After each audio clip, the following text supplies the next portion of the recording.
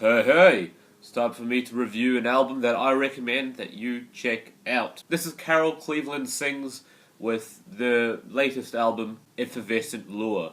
Carol Cleveland Sings is a musical duo featuring Thomas Hughes and Gretchen Lose, and both members team up to put out some very pleasing, easy-on-the-ears bedroom pop with a bit of a lo-fi sort of quality to it. It's like turning on an old radio and listening to some very odd, magical, enchanting songs. And on this album, the music has a very psychedelic flavour to it. It kind of reminds me of some of the Beatles' music back then, like Revolver or Sgt. Pepper, maybe. I'd even say there are bits of this album that really remind me of the Olivia Tremor Control with their Black Foliage Animation Volume 1 album. But in terms of this album, Effervescent Lure, it's quite nice. I love the lyrics on this record. Sure, the instrumental palette and the sounds, the melodies and such kind of take up most of the attention on this album because they kind of tend to wash out the vocals a little bit, but you can still pick up the very metrical and very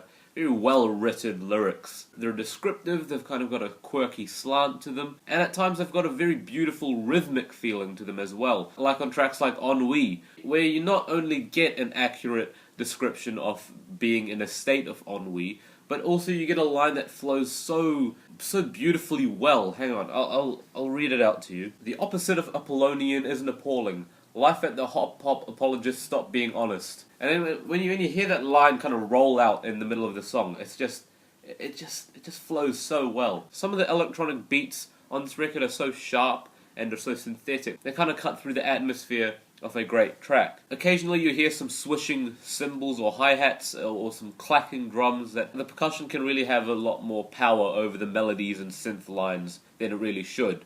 Overall though, Carol Cleveland Sings have brought forward a very good and promising album. You know, they've totally got me on board with this stuff, and I can't wait for whatever they put out next. I'm thinking this is probably a 7 out of 10, and yeah, we'll just leave it at that.